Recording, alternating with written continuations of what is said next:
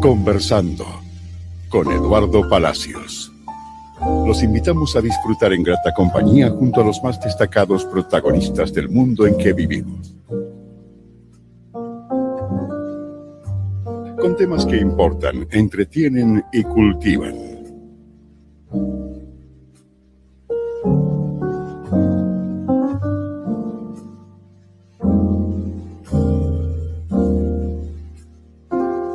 Pónganse cómodos, ya estamos conversando con Eduardo Palacios.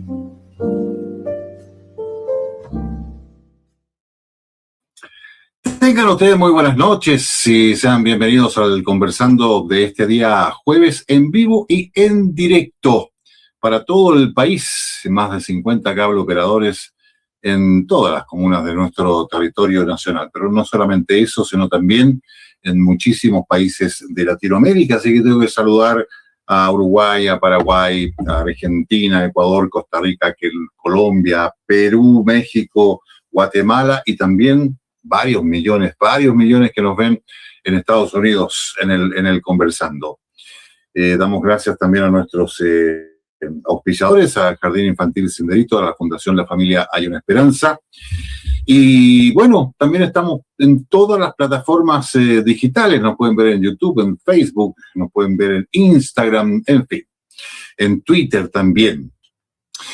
Nuestro invitado de hoy es un destacado periodista, hombre de televisión, hombre de radio, las hace todas, porque también es libretista, fue guionista de varias teleseries muy reconocidas en nuestro país. También es escritor, ha publicado varios libros, de lo cual también vamos a estar conversando.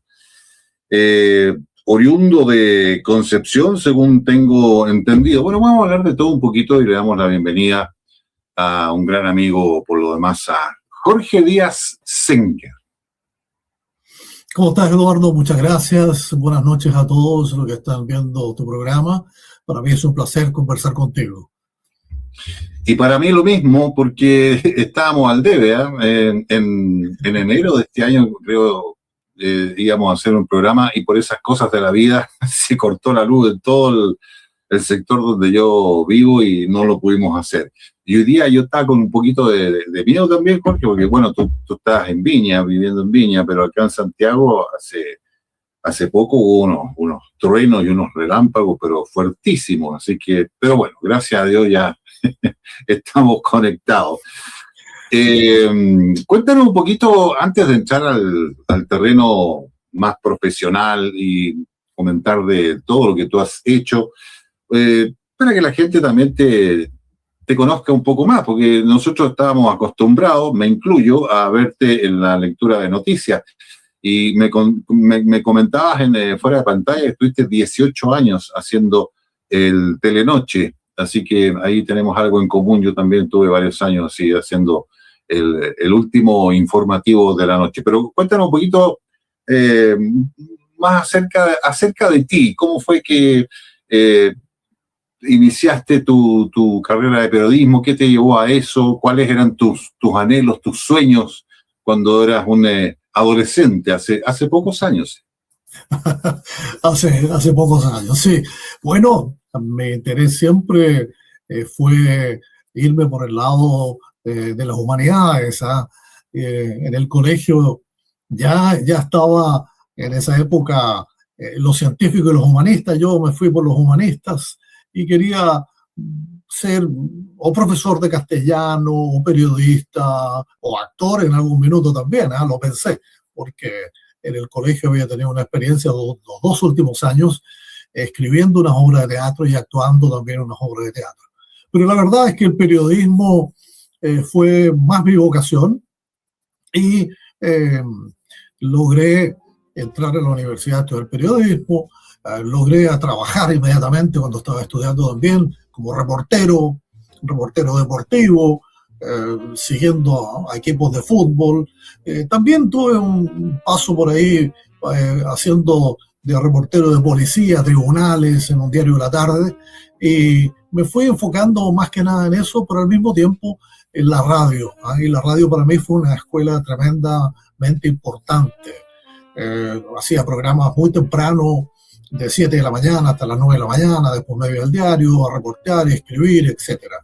Y por esas cosas de la vida, en un minuto me encontré con un compañero de curso que iba un poquito más arriba que yo en la universidad y que estaba en Canal 13 en Santiago, yo estaba en Concepción, y me dijo, oye, ando buscando un periodista que pueda conducir un noticiario de cierre que no existía y que era Telenoche en Canal 13. Y me invitó a que viniera a Santiago a hacer un casting. Estuve prácticamente todo el día haciendo un casting y ahí, después de una semana, me llamaron y me dijeron, ya, listo, has sido elegido, vente a Santiago de inmediato.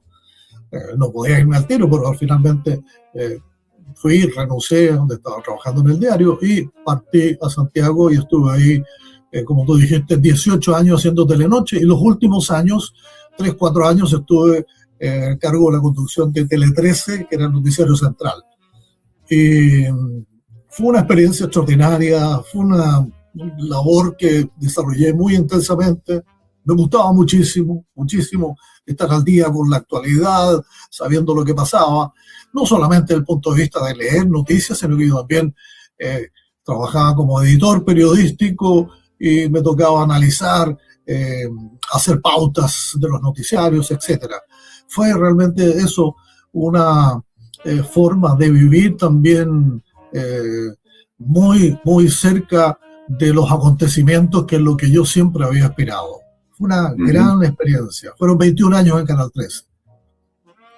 Estuviste 21 años en Canal 13, sí, bueno, y muchos te recordamos con mucho cariño, porque pues, esto de trabajar en esta cajita mágica, como le llaman, que es la tele, sobre todo todos los días, ¿no? En el caso de los informativos, porque si uno es actor, como a lo mejor en algún minuto tú quisiste serlo, por ahí apareces una vez a la semana, no sé, pero en el caso de los informativos, todos los días, en este caso tuyo, todas las noches, entrabas a la casa de miles y millones de televidentes y la gente como que te hace parte de su familia. Es una sensación un poco extraña, ¿no?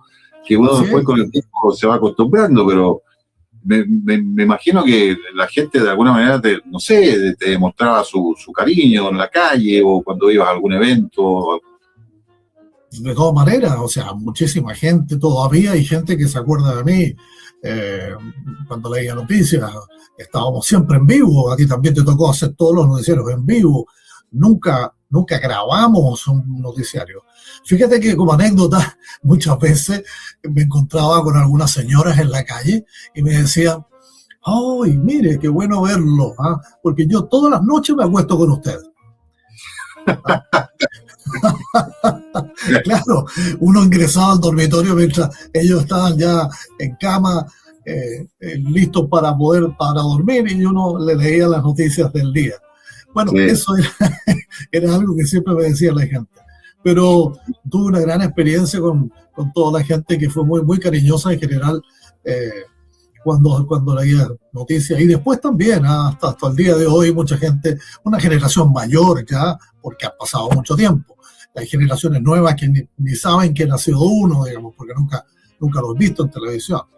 Pero había una muy buena relación con el público. Siempre fue bastante agradable conversar con la gente. Nunca tuve ningún problema.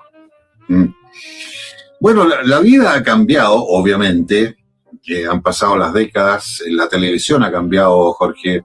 El periodismo de alguna manera también ha cambiado, el estilo ha cambiado, el estilo de los informativos. En la época nuestra uno tenía que estar impecable, no se te podía mover un pelo, no te podía salir mucho de ciertos esquemas, ¿verdad? Hoy día se hace todo un poquito más suelto, en fin. Los informativos incluso hoy día duran hasta 1 hora y media, cosa que a mí siempre me pareció muy, muy extraña, porque en realidad en países como Estados Unidos, no sé, un informativo dura 30 minutos. ¿Cómo has visto esta evolución del periodismo en general en nuestro país, sobre todo con respecto a la televisión? Mira, la verdad es que los tiempos, como dices tú, cambian, son otras épocas. Hoy día la gente sale leyendo noticias sin corbata, con el segundo botón abierto de la camisa. A nosotros nos tocó, Eduardo, siempre con corbata, siempre muy bien compuesto, ¿te fijas? ¿Ah? Y sin hacer muchos comentarios sobre las noticias en general. Éramos bastante más sobrios en ese sentido, porque era el estilo que imperaba en esos tiempos. Hoy día no, hoy día es, como dices tú, mucho más suelto, es distinto.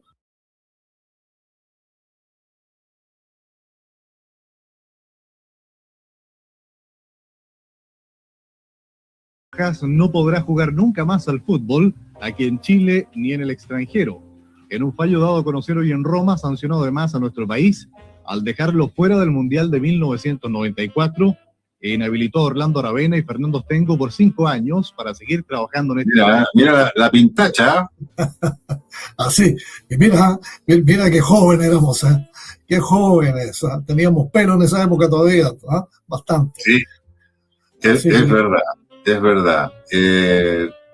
Bueno, tú estuviste, también lo comentábamos fuera de pantalla antes de empezar el programa, estuviste en una época de oro, podríamos decir, de lo que fue Canal 13, ¿no?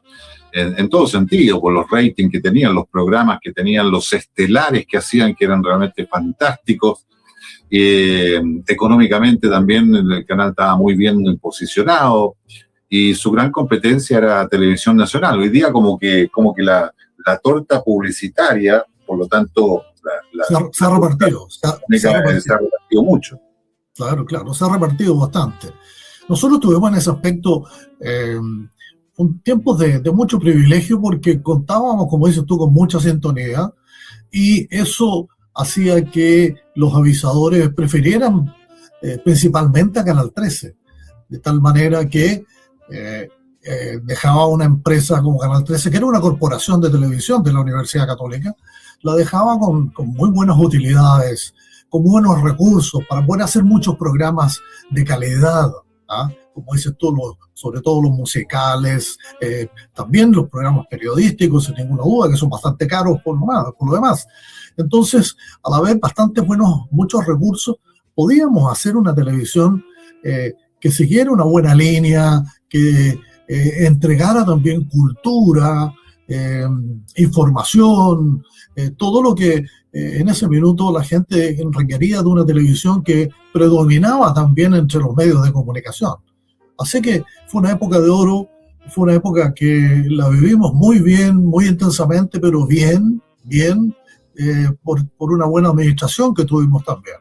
Lamentablemente, después vino una baja desde el punto de vista del avisaje a partir de la crisis asiática, por ahí entre los años 98, 99, más menos, diría yo antes, pero que repercutió muy fuertemente en los medios. Y ahí Canal 13 evidentemente entró en una crisis que hasta el día de hoy creo que yo no ha podido superar. Sí, es cierto. Yo también te comentaba que bueno, en esa época de oro alcancé yo, estamos hablando de mediados de los años 90, en fin, hasta principios de los 2000, hice un programa de radio con Javier Miranda y él me comentaba mucho de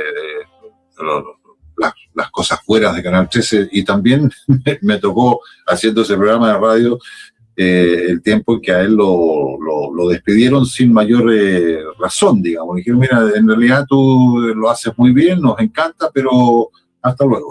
Entonces, Así fue que es lamentable la salida de Javier. Javier para mí fue un maestro. Él me recibió cuando yo llegué el año 81 a Canal 13, él estaba en su apogeo, como animador, como lector de noticias, como persona en realidad. Y él me enseñó muchísimo a mí a leer noticias. Yo tuve una preparación antes de salir al aire más o menos de 2 meses y trabajé los 2 meses con él, así como trabajé otras cosas con un actor, con Ramón Núñez. Fue maestro para mí, ambos, y Javier fue muy generoso conmigo, siempre muy generoso en darme una crítica constructiva, en ayudarme, y para mí fue un gran honor tener que reemplazarlo a él después en Tele 13. haber seguido esa línea, porque acuérdate que primero estaba César Antonio Santis, una gran figura además, de la cual aprendí muchísimo, pero también después de Javier.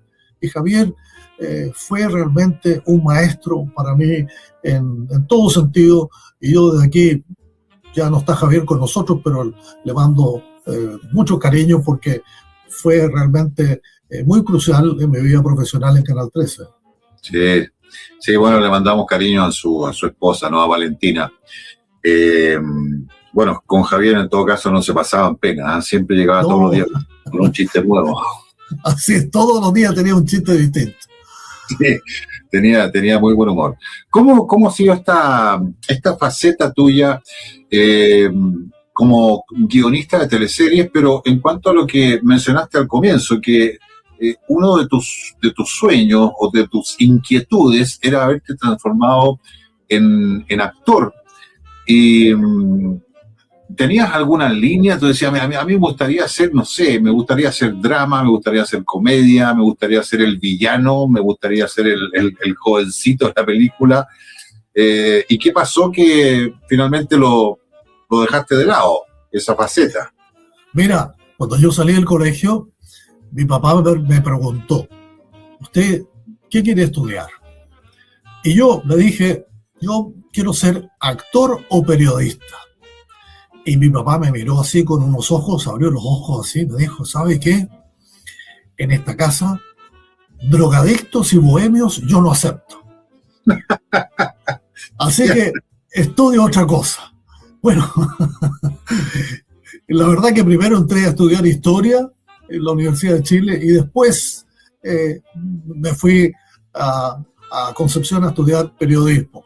Y bueno, mi papá no estuvo muy conforme por esa decisión de que yo me haya ido a estudiar periodismo, porque me iba a transformar, según él, en bohemio. Y claro, los periodistas de esa época, en los años 70, 60, eran bastante bohemios porque trabajaban muy tarde, despachaban muy tarde los diarios, etcétera, y después se iban a algunos bares a conversar, a tomar unos tragos, etcétera. Pero esa era la opinión que tenía mi papá en esa época. Y por lo tanto no me quedó otra cosa que desestimar, digamos, y ser actor. Pero ojo que cuando yo llegué a la universidad estaba el teatro experimental en esa época y me integré al teatro experimental. Así que estuve prácticamente 1 o 2 años como un actor de reserva que tenía el teatro universitario en esa época. Pero fue una época bastante entretenida. Y el periodismo ya me consumió absolutamente. La radio, empecé a trabajar en la radio Vivo Vivo de Concepción, hacía locución los fines de semana, reporteaba en el diario Crónica también el fin de semana, me iba a los estadios, etcétera. Tuve una época también muy bonita de reportero, que yo creo que es una tremenda escuela para cualquier periodista. Y empecé a escribir ya después solamente en los diarios, y escribía muchas historias. Y cuando llegué a Canal 13 estaba el gran éxito de La Madrastra, ¿te acuerdas? Sí, claro. Fue la gran teleserie. Y yo tenía un archivo, tenía una carpeta llena de historias, y fui el productor ejecutivo y le dije, oye, mira, yo también tengo historias aquí, alguna de ellas te podría servir algún día para que tú puedas hacer una telenovela. Y la guardó en un cajón. Y en un momento pasaron un par de años y me llama y me dice, Jorge, encontré tu carpeta. ¿Serías capaz de escribir una telenovela? Pero claro que sí, le dije, yo tengo tiempo, yo entro a trabajar en la tarde porque hago el noticiario nocturno, tenía la mañana desocupada. Y le digo, ¿sabes qué? Tengo un problema bastante grande y necesito que alguien escriba algo. ¿Por qué? Le dije.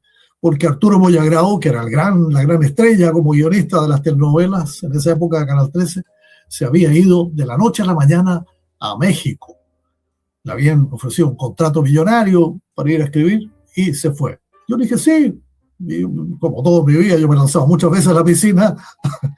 Y la verdad es que me dijo, mira, aquí hay un director que se llama Pepe Caviedes, que había sido pionero en dirigir telenovelas en blanco y negro. Me dijo, ¿podría escribirla con él? Sí, claro. ¿Cuál es la historia que te interesa? Y me mostró una de las que yo le había presentado. Y nos pusimos a escribir con Pepe Caviedes, con el cual aprendí muchísimo también. Y resultó Andrea, Justicia de Mujer. Esa fue la telenovela que trajeron una protagonista argentina, Cecilia Sensi, y nos fue bien, no extraordinariamente, pero bien, en sintonía. Fue una buena teleserie. Y después ocurrió que habían ido a comprar, en virtud que no tenían guionista, fue Canal 13 a comprar telenovelas brasileñas que se habían hecho en blanco y negro y que habían tenido éxito y las trajeron a Chile. Compraron los libretos para poder adaptarlos acá. Y ahí me llamaron de nuevo si podía adaptar algunas de estas telenovelas que ellos trajeron y me ofrecieron hacer y adaptar Ángel Malo. Y con Ángel Malo trabajé muchísimo con Oscar Rodríguez y fue un éxito arrollador. Ni te imaginas, digamos, lo que fue realmente el éxito de Ángel Malo. Eso fue una gran telenovela. Fue el debut de Carolina Regui como protagonista. Lo hizo tan bien que la gente se encariñó demasiado con ella, tanto que al final fue realmente un drama enorme el que nosotros hayamos decidido la muerte de ella en el capítulo final de la telenovela. Sí, claro.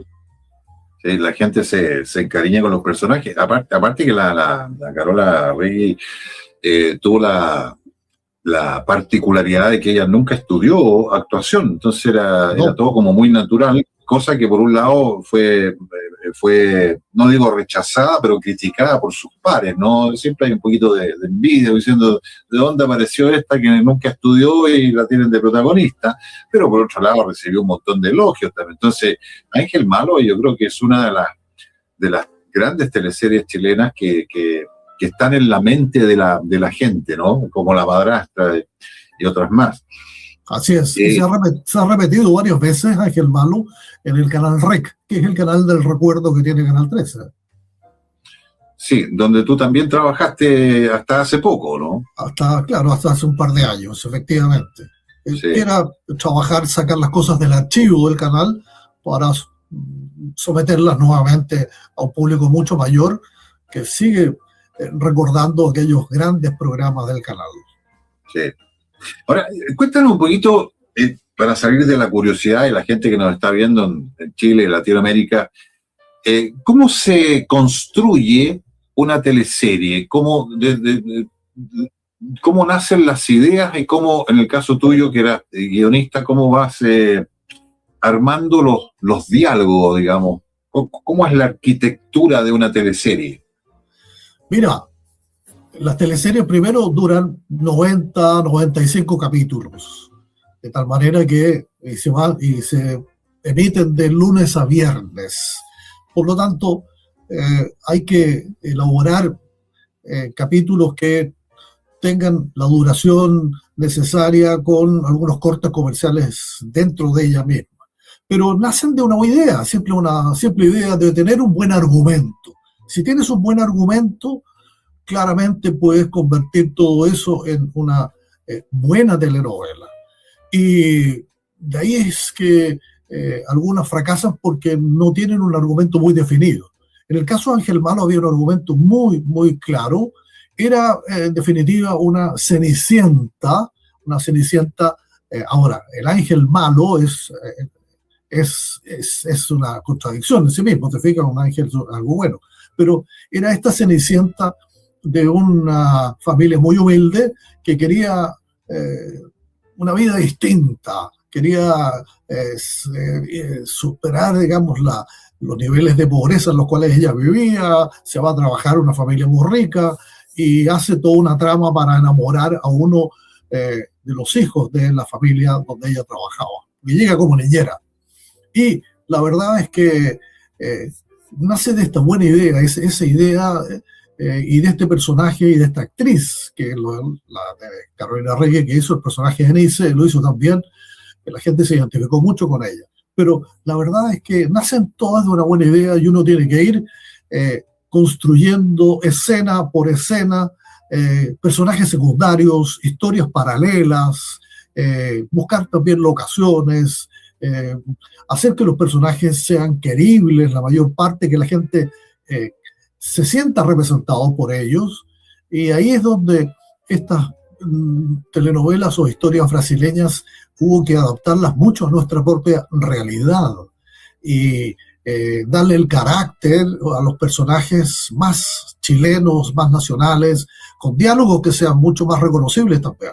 Entonces había todo un trabajo de joyería que tuve que hacer, lo hice junto con Oscar Rodríguez, porque Oscar, yo creo que de los 95 capítulos que tuvo Nice, que tuvo Ángel Malo, me rechazó 60, ponte tú, de los cuales tenía que reescribir algunos capítulos, los hice 3, 4 veces distintos, teniendo los originales, y los iba yo adaptando a esto, pero había también que hacer un trabajo ahí de los capítulos originales eran de 30 minutos, nosotros necesitábamos 50 minutos, y por lo tanto de 2 hacia 1 o de 3 hacia 1, etcétera. Había todo un costureo que realizar, además de perfeccionar los diálogos, las situaciones. Algunos personajes les di otro carácter para que fueran uno, ponte tú, el que hizo la Gloria Munchmeyer, que era un personaje que nos pasaba sin pena ni gloria originalmente, pero se le dio un realce distinto y se lo hizo un poquito más también, con un poco más de humor. Y eso fue algo que le dio un tono distinto a la telenovela en ese caso. Y en el resto de las siguientes también uno hizo un trabajo más o menos parecido. Pero teníamos una historia de base muy fuerte, muy buena, y eso fue gran parte del motivo del éxito. Sí.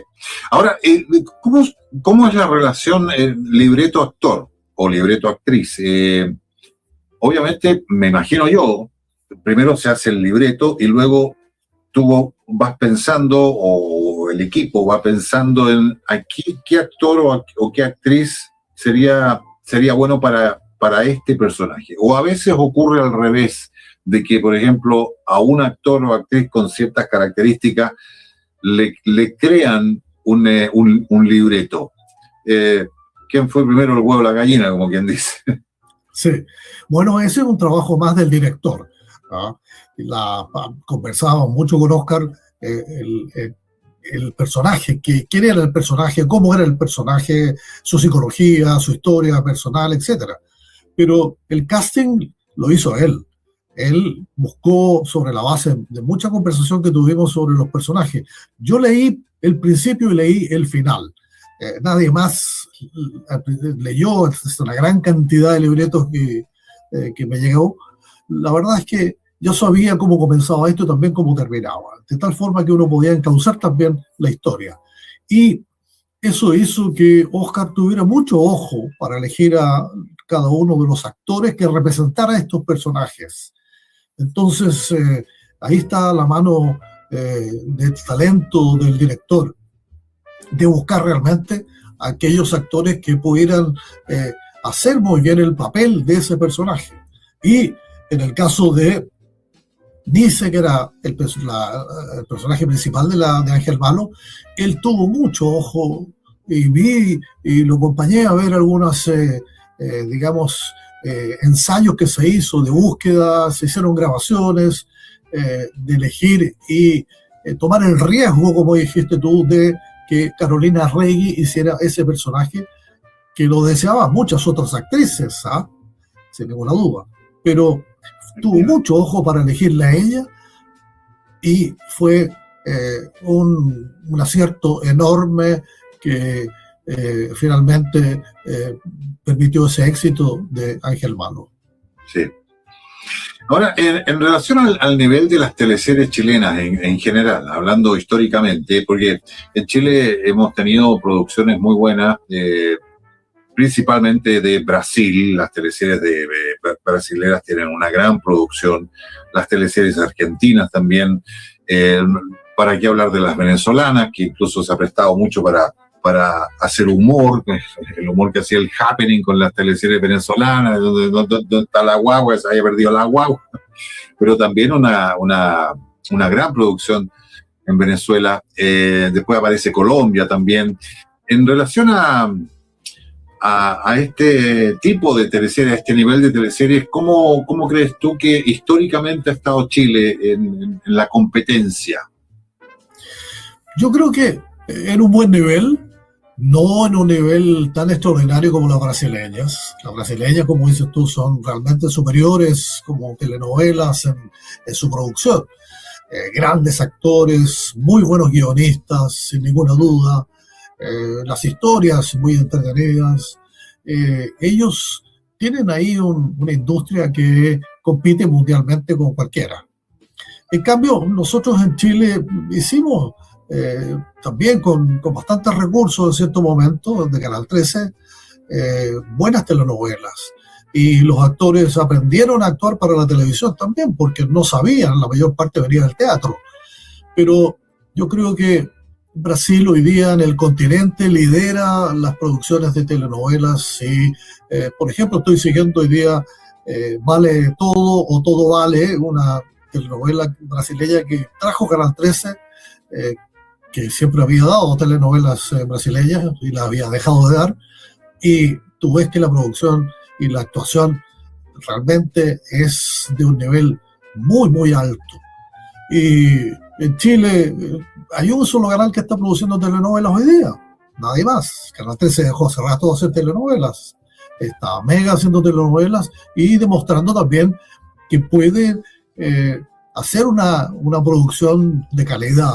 Hay algunas que realmente llaman la atención, buena imagen, buen argumento central y actores también ya mucho más duchos para actuar en televisión, que no es lo mismo que actuar en teatro o actuar en cine. Una telenovela te exige muchísimo, aprender muchísimo los diálogos, etcétera. Entonces yo creo que estamos en un nivel hoy día bastante cercano a lo que es la telenovela brasileña en Chile, por lo que yo he visto en el último tiempo. Pero todavía nos queda un poquitito más de tiempo o años para poder llegar a exportar nuestras telenovelas y que tengan también éxito en otros lugares. Sí, claro. Bueno, y ahí también entra todo lo que es la modulación, ¿verdad? Tratar de no hablar tanto en chileno, porque en chileno hablamos un español o un castellano bastante particular. De hecho, la mayoría de los extranjeros dice, ustedes hablan chileno, o sea, no nos dice ustedes hablan español o castellano. Y en algún minuto yo me enteré hace muchos años, pero que este era uno de los peros por los cuales las teleseries chilenas, que a veces podrían ser muy buenas, las historias, no se podían exportar precisamente por la forma de hablar. Y me imagino que eso es algo que tienen que haber tomado en cuenta o lo tendrán en cuenta hoy en día a la hora de hacer teleseries. Me imagino tratar de pronunciar mejor las S y todo lo demás. Pero bueno, mira, vamos a hacer una pausa comercial, mi querido Jorge, de poquitos segundos. Vamos con nuestros auspiciadores y estamos de regreso, porque todavía tenemos mucho más que conversar con el gran Jorge Díaz. Así que vamos y volvemos. Qué importante es la educación de nuestros niños. Por eso, hay que saber elegir. Jardín Infantil Senderito proporciona a sus hijos un ambiente Montessori, el mejor del mundo. Ahí encontrará un personal especializado en diferentes áreas: educadoras de párvulo, guías Montessori, psicopedagogas, especialistas en lenguaje, nutricionistas, además de talleres programáticos, entre otros. Espacios especialmente diseñados para el aprendizaje y esparcimiento de los niños. En Jardín Infantil Senderito tenemos una misión orientada a la observación y el conocimiento profundo de los niños. Y algo muy importante, entregamos valores a los más pequeños para que sean grandes personas el día de mañana. Estamos ubicados en Darío Ursúa 1523, Comuna de Providencia. Nuestro teléfono 22 455 6288. Jardín Infantil Senderito. Comienza tu camino con nosotros. Fundación La Familia Hay una Esperanza trabaja hace más de 25 años promoviendo en las familias la restauración de los valores espirituales, buscando su propio bienestar y el de toda la comunidad, por lo que anualmente realizamos seminarios, conferencias y encuentros, entre otras actividades. Así también, nuestra fundación patrocina y colabora con proyectos de carácter social, dirigidos a familias y personas en vulnerabilidad.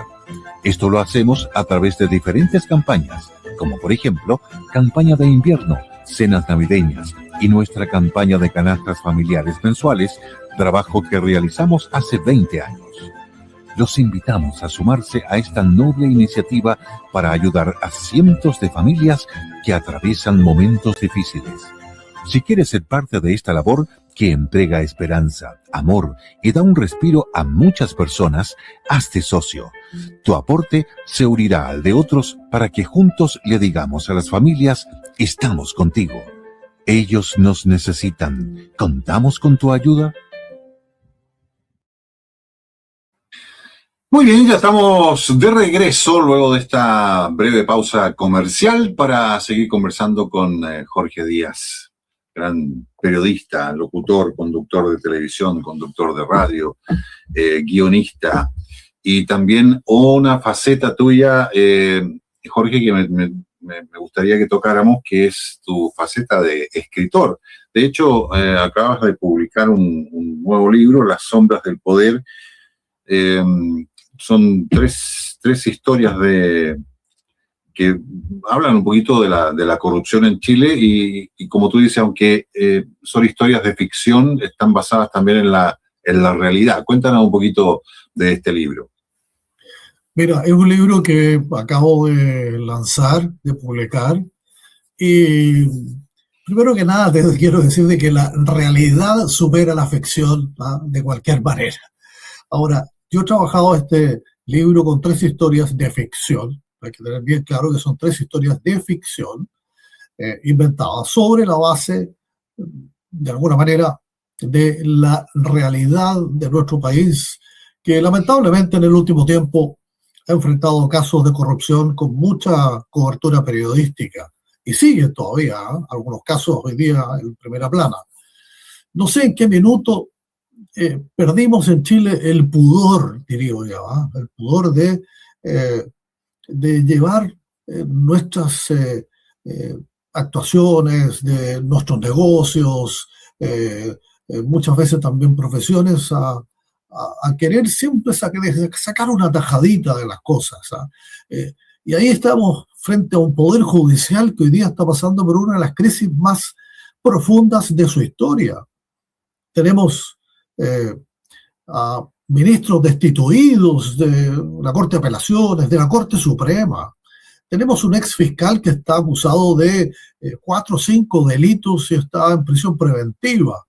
Hay algunas organizaciones que están hoy día sometidas también a un intenso registro porque han llevado adelante ahorros de muchas personas que se han perdido porque los usaron para su beneficio personal.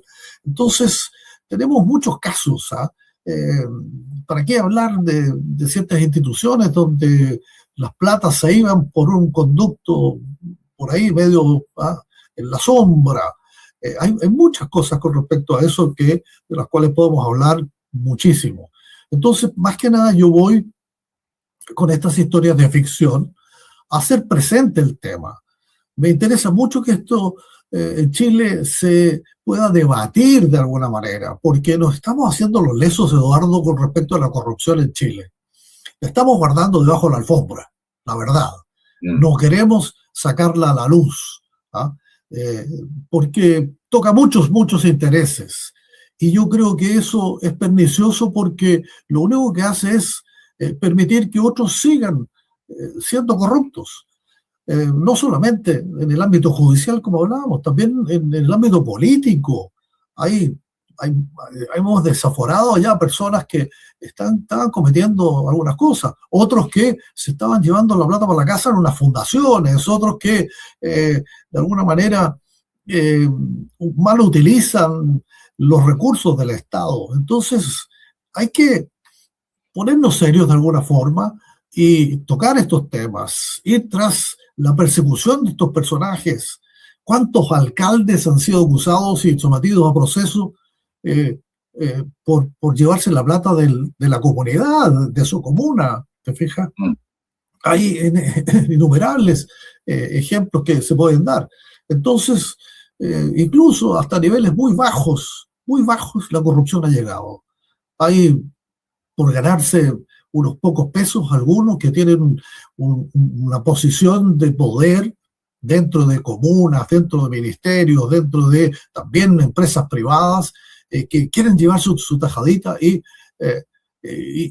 te cobran por aquí, por allá, por debajo, de alguna manera. Entonces, la honorabilidad también se ha perdido. El querer vivir honorablemente ya no es un valor para muchas personas en Chile, y eso tenemos que recuperar. Chile era ejemplo en Latinoamérica, por lo menos, de un país con menos corrupción de todo, y no había prácticamente corrupción a nivel de gobierno, de poderes del Estado. Y hoy día estamos viviendo una situación que verdaderamente llama mucho la atención. Eso es lo que me preocupa, y eso es lo que yo quería plantear con este libro, abrirlo hacia el debate en general, para que de una u otra manera podamos ir solucionando estos aspectos de nuestra vida diaria. Sí, sí, es muy cierto lo que tú dices. Yo creo que este es un problema, bueno, obviamente mundial, pero hablando de nuestro caso particular, hablando de Chile, la pregunta que tú hiciste al comienzo de esta parte de la conversación, ¿en qué minuto perdimos el norte? ¿En qué minuto Chile perdió la línea? Porque si a lo que tú hablas le sumamos también todo lo que es la delincuencia, el narcotráfico, estamos viendo escenas que nunca antes se vieron en Chile, nunca se vivieron en Chile. De hecho, la inseguridad que tiene la gente hoy día de salir a la calle después que oscurece es terrible. O sea, entonces, te quería preguntar como tu opinión, no solo como periodista, como persona, porque ¿dónde nace la corrupción? Yo creo que la familia, la formación familiar, que hoy día se ha perdido mucho, el concepto de autoridad, por ejemplo, se ha perdido mucho en la familia, para mí es muy importante, porque tú puedes enseñarle a un hijo buenas costumbres, ¿no es cierto? Le puedes enseñar a ser educado, por ejemplo, pero no tiene que ver exactamente, no es un sinónimo de formación, así por lo menos lo veo yo. ¿Y qué es lo que es la formación? Cuando tus progenitores, tus padres te enseñan desde niño no solo las buenas costumbres, sino también lo que es la honestidad, la anticorrupción, ¿verdad? Y eso se ha perdido mucho en la familia. Y finalmente, la gente que llega a cometer estos ilícitos que tú mencionabas, no sé qué pasó en su formación o en su deformación. ¿Cómo es el centro de este asunto? ¿Cómo podríamos mejorar esto, según tu opinión? Yo creo que lo podemos mejorar, evidentemente, mejorando nuestra legislación, mejorando también las relaciones entre nosotros mismos, en la familia, en nuestra sociedad, en nuestras instituciones. Ahí es donde tenemos que hincarle el diente, y la educación es parte fundamental, pero más que nada hacer presente que las personas pasan por la vida de una manera honorable. No podemos estar dentro de una institución que pueda permitir malas prácticas. Hay aquí, yo creo, un cambio bastante profundo en cuanto a que estamos viviendo una época muy individualista, y todos quieren de alguna forma salir adelante, tener el mejor auto, tener la mejor casa, viajar todos los años en condiciones muy favorables para ellos, cuando la realidad de no hace mucho tiempo nos enseñó que ser austero, vivir con lo que se gana, estar en una posición siempre de dignidad frente al resto de la familia, de los amigos, de los lugares donde uno trabaja, ya no es de tanto valor. Se ha perdido eso. Eso es lo que se ha perdido. Y eso es lo que lleva a la corrupción. ¿Te fijas? Entonces, esos son los elementos que también a todo nivel, yo desde el nivel más alto al más pequeño, esto ha pasado. Y son pocos los que hoy día se preocupan de su prestigio y de que esto no se ensucie simplemente por unos pocos pesos. Y ahí está el punto, donde muchos quieren sacar, como decía, esa tajadita de cada una de las cosas, y si tienen cierto poder, sobre todo, de poder, de lograr tener más de lo que se puede. Las aspiraciones, tenemos hoy día generaciones muy aspiracionales, tenemos una clase media bastante aspiracional y que quiere participar también del progreso que ha tenido el país en mucho tiempo, en los últimos años. Hemos crecido poco últimamente, pero tuvimos una época bastante buena en cuanto a crecimiento. Pero tenemos que hacerlo con cierta ética, con cierta dignidad, Eduardo. Y ahí es donde tenemos que hacer presente, de alguna manera, que la corrupción enloda no solamente a quien lo hace, enloda también a la organización, enloda a la familia. Se destruyen familias completas. Hemos visto últimamente una serie de personas que han sido sometidas a proceso, que han estado presas incluso, pero precisamente por esa gran aspiración de querer tener más de lo que realmente pueden hoy día lograr. Y eso es lo que nosotros tenemos que hacer presente en las nuevas generaciones, que tienen que trabajar con honestidad, con ética, también tener una actuación frente a la familia que sea bastante honesta, sincera, y no irse por una simple, digamos, camino fácil, digamos, ¿no? Camino fácil, claro. O sea, todos hoy día quieren irse por el camino fácil.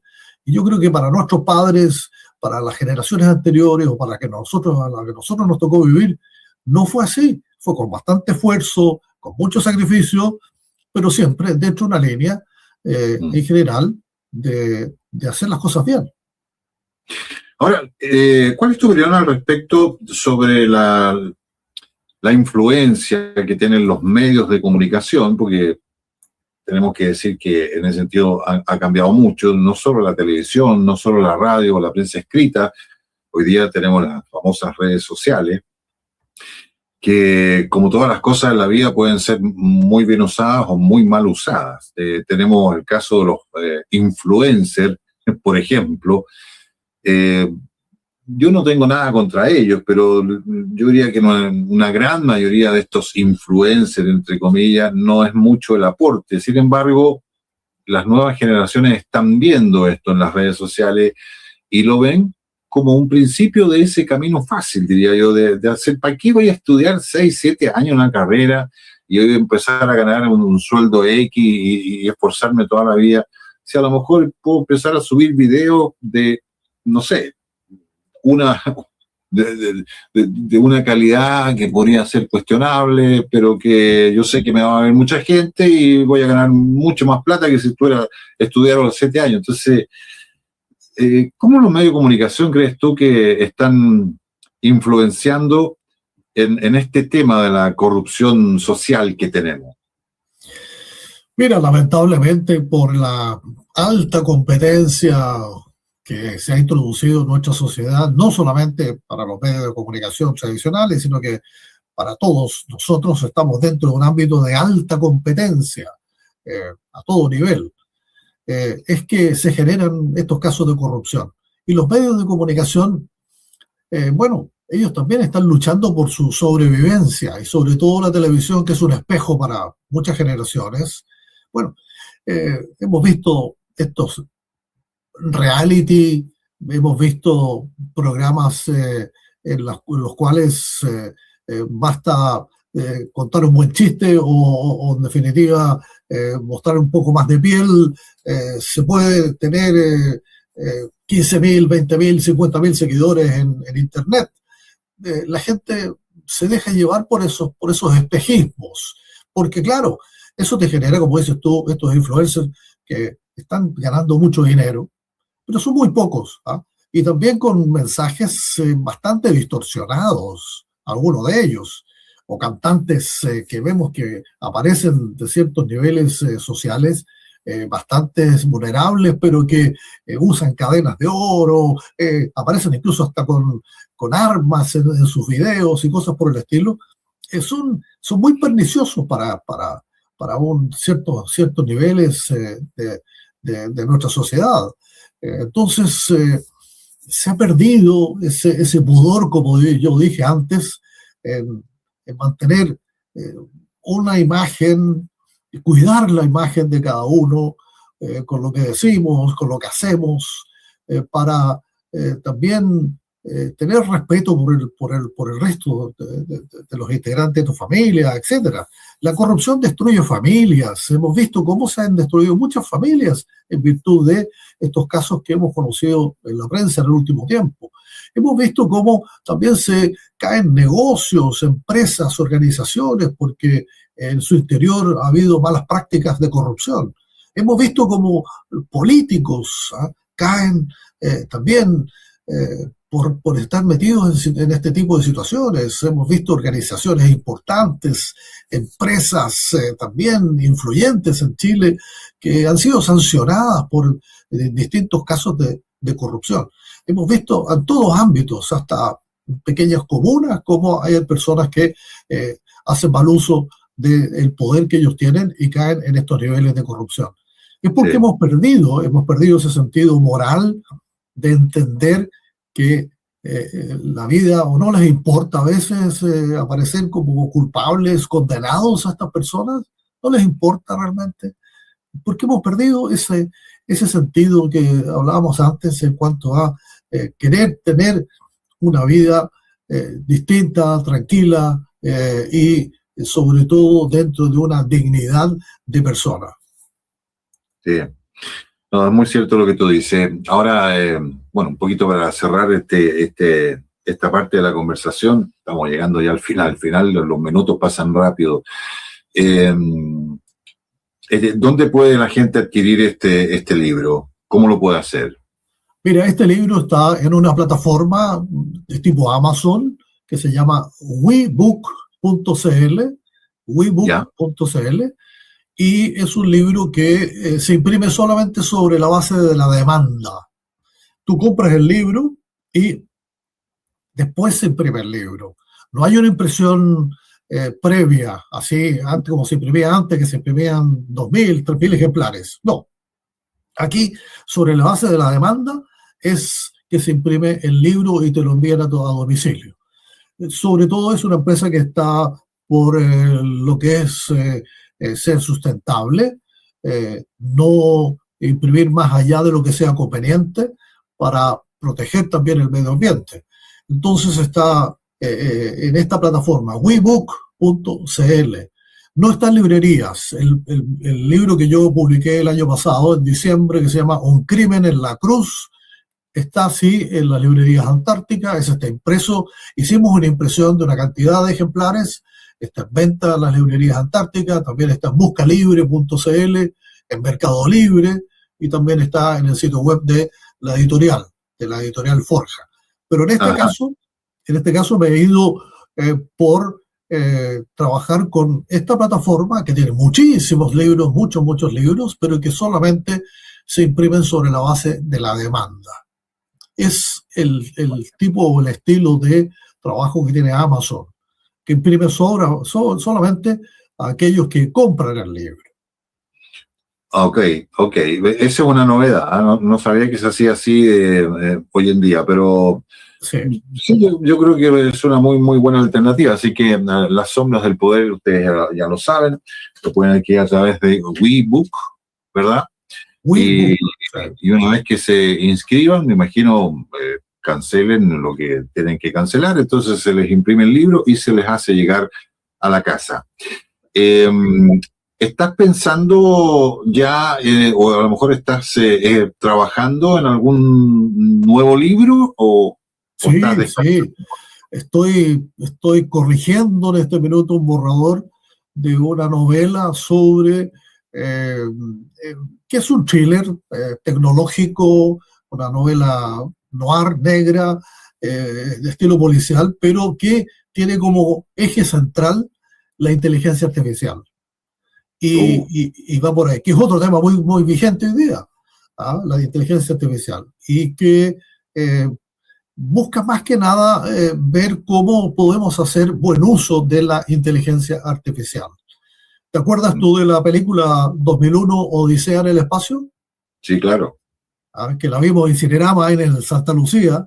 Sí, sí. Y fue impresionante. Yo estuve en el estreno de la película en el año 68, 69, por ahí, y realmente a mí me llamó mucho la atención y he permanecido mucho tiempo con esa idea cuando la computadora de la nave espacial toma vida propia, ¿ah? Y esa es la inteligencia artificial, y empieza a matar a los astronautas hasta que queda solamente vivo el capitán, y el capitán empieza a luchar contra esta inteligencia artificial o este computador para desactivarlo porque había tomado autonomía total. Entonces, sobre esa base, sobre ese recuerdo, es que he estado trabajando en esta novela para seguramente el próximo año publicarla.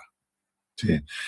Bueno, la inteligencia artificial es un temazo. A mí en lo personal es algo que me preocupa mucho porque, claro, tú mencionas la autonomía. Y yo me acuerdo de una película que es bastante más reciente que 2001 Odisea al espacio, que es, no sé si la viste, una con Will Smith, se llama Yo Robot. Sí. Claro, tiene mucho de Hollywood, es cierto, pero un poco plantea esto, ¿no? De que en algún minuto, si es que ya no está ocurriendo, la inteligencia artificial no va a necesitar, digamos, la intervención humana y se va a mandar sola. Entonces, ¿a qué podríamos llegar y cómo se podría mal usar relacionando este tema con el tema anterior de la corrupción? Yo creo que es complicado, un tema complejo, así que yo creo que va a tener mucho éxito este libro tuyo, ¿no? Acerca de la IA. Claro, porque más que nada me he centrado en cómo la inteligencia artificial también hoy día, o los medios en las redes sociales, manipulan a los jóvenes. Los hacen creer en ciertos foros de ciertas cosas, los llevan por ahí, por mal camino, muchos de ellos, ¿ah? Y entonces, por ahí voy desenredando esta madeja que está vinculada a la inteligencia artificial.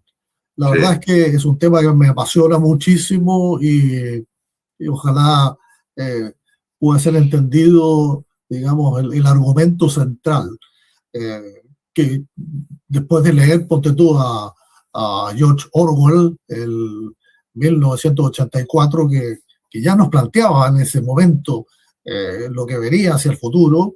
Bueno, yo creo que lo que hemos visto hasta ahora de la inteligencia artificial todavía falta mucho por sacar, de acuerdo, como dices tú, ojalá que el ser humano siga siendo el que maneje esto, porque si nos va a manejar la inteligencia artificial, ya estamos perdidos. Hay muchos trabajos que se están perdiendo hoy día porque las empresas, las organizaciones van y buscan tener estas aplicaciones de inteligencia artificial y dejar fuera mucha gente.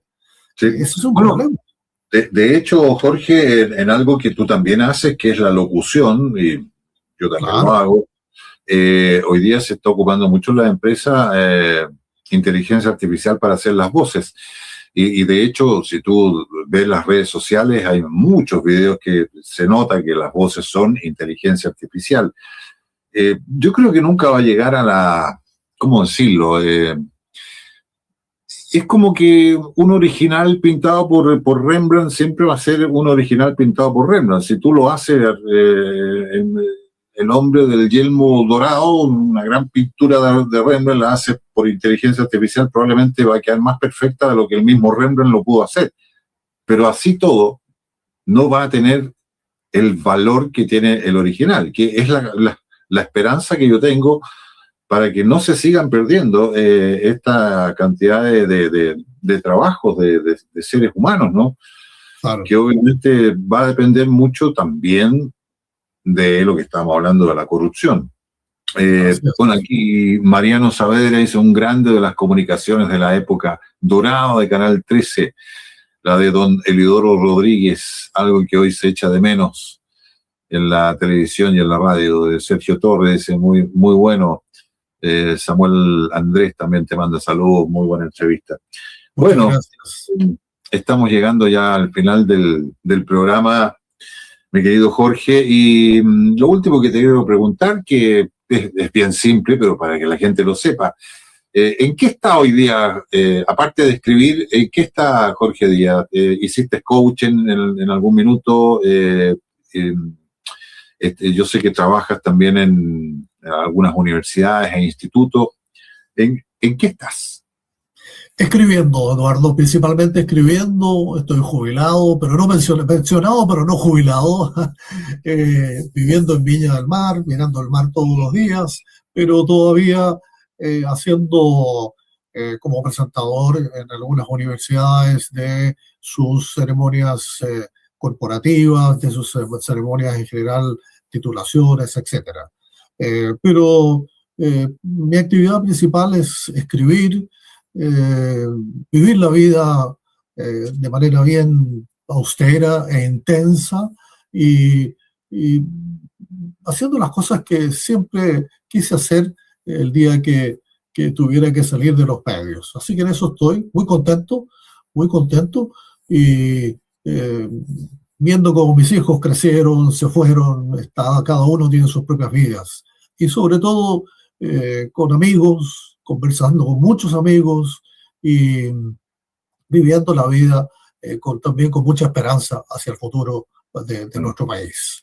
Sí. Y sobre todo muy agradecido de ti, Eduardo, por esta entrevista, porque de alguna manera me hace reconectarme con aquellos que nos veían hace tanto tiempo en la televisión. Sí. Hace un par de días vi una entrevista que le hicieron a Antonio Bodanovich y una de las cosas que él dijo es: yo hoy día no tengo ninguna posibilidad y no tengo ninguna cabida en la televisión. ¿Tú tienes el mismo sentir? Si te llamaran, por ejemplo, para hacer algo en televisión. Sí, yo creo que ya cumplimos nuestra etapa. No creo que tenga cabida en estos programas nuevos o en esta programación nueva que tienen los canales. Más bien, prefiero estar fuera de los medios y dejarle que otros tengan también su oportunidad. La verdad es que no estoy echando de menos la televisión en ningún caso. La radio sí, fíjate, la radio sí. La radio me dio bastante satisfacción en los tiempos en que comencé a trabajar y también después de que salí de Canal 13. Tuve un paso por varias radios. Fue también una experiencia muy rica en general. Sí, bueno, la radio es una gran escuela. Yo también le tengo mucho cariño.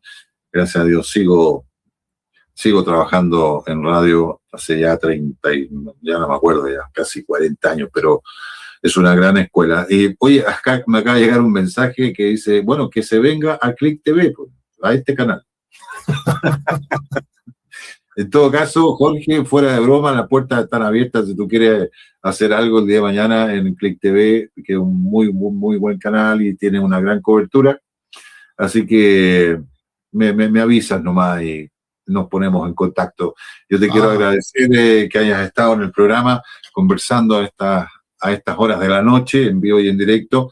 Desearte mucho éxito en todo lo que venga, en tu nuevo libro, lo que estás haciendo también en las universidades, en fin, y todo lo que la vida te depare. Además, viviendo en un lugar que a mí me encanta, que es Viña del Mar, mirando el mar todos los días. Yo creo que esas cosas son impagables. Y me alegro por ti, por tu familia también. Así que muchas gracias, Jorge querido, por haber estado.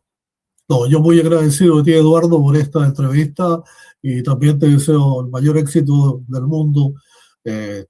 Tienes todavía mucho que hacer en los medios y creo que estas conversaciones que tú tienes habitualmente le aportan bastante a la gente para conocer a algunas personas e incluso también para los mensajes que ellos entregan. Así que muchísimas gracias y que te vaya muy, muy bien.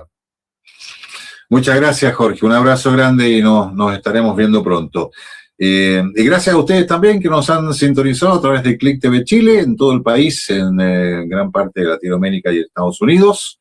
Los dejamos cordialmente invitados para la próxima semana, si Dios quiere, siempre el día jueves, 22 horas, en el Conversando.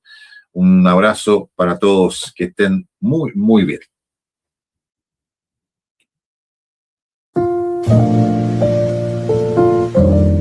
Click TV Chile presentó Conversando con Eduardo Palacios. En amena compañía, hablando con los más destacados protagonistas del mundo en que vivimos, con temas que importan, entretienen y cultivan. Quedan cordialmente invitados para nuestro próximo programa, cuando, si Dios quiere, estaremos nuevamente conversando con Eduardo Palacios. Los esperamos.